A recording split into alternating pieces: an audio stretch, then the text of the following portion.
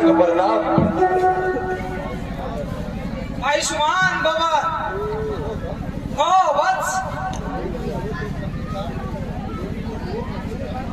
मृत्यु लोक का सभी कार्य संपन्न कराए हो। नारायण नारायण, ऐसी क्षमता मुझ में कहाँ। हाँ, आपने मुझे जिस कार्य का दायित्व सौंपा था उसे पूरा कर आया हूं। आप मुझे सर्वप्रथम कौशलपुर का समाचार बताएं। आज से 5वें दिन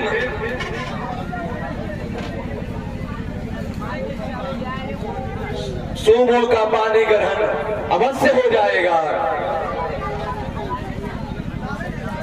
ऐसी घोषणा तो मैं कौशल नरेश के समक्ष कर आया हूं और मेरी घोषणा को शीघ्र ही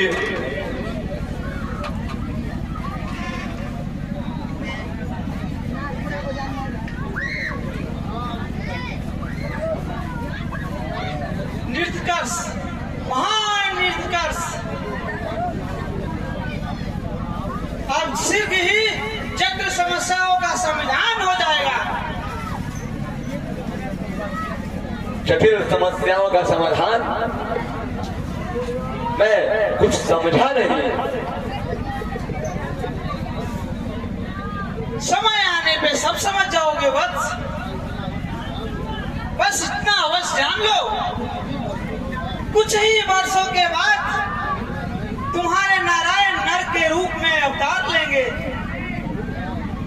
नारायण नारायण,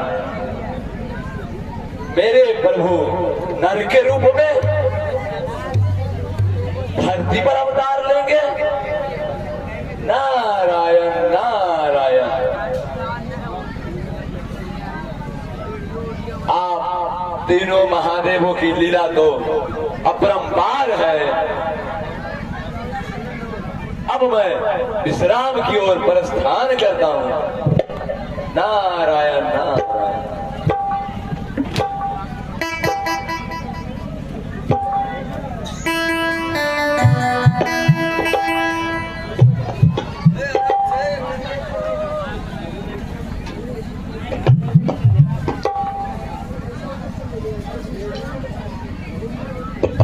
लंकेश,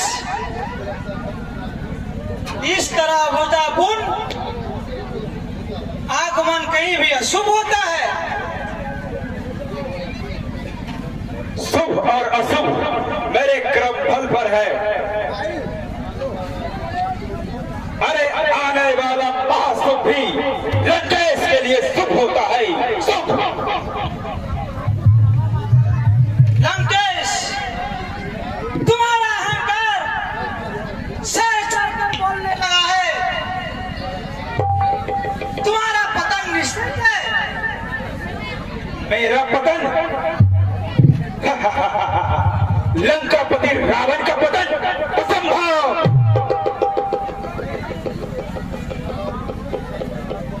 आप भी कैसी प्रलाप करते हैं प्रजापति। मैं तो अपने ही पतन के विषय में के बारे में आपसे पूछने आया हूं। तुम्हारा पूछने का तरीका ही गलत है। मेरे लिए क्या गलत है और क्या सही, इसे समान समझे प्रजापति। अब आप कृपया कर उस नर का नाम बताएं।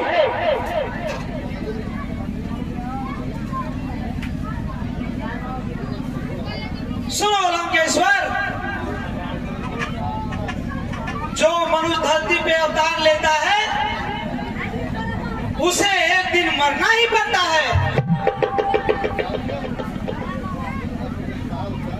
तुम अपने काल का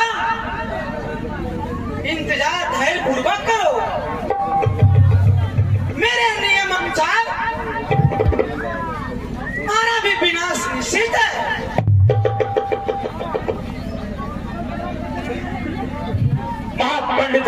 को अपनी तेज वाणी से धमकाने की चेष्टा न करे ब्रह्मदेव।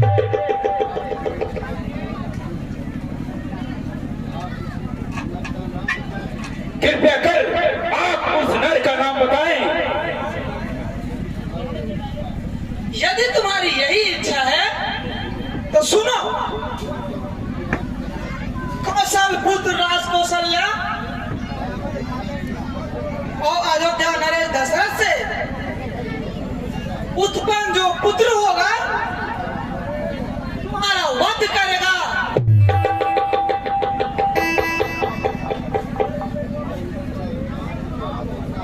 और उसका नाम राम होगा। दशरथ और कौशल्या का पुत्र राम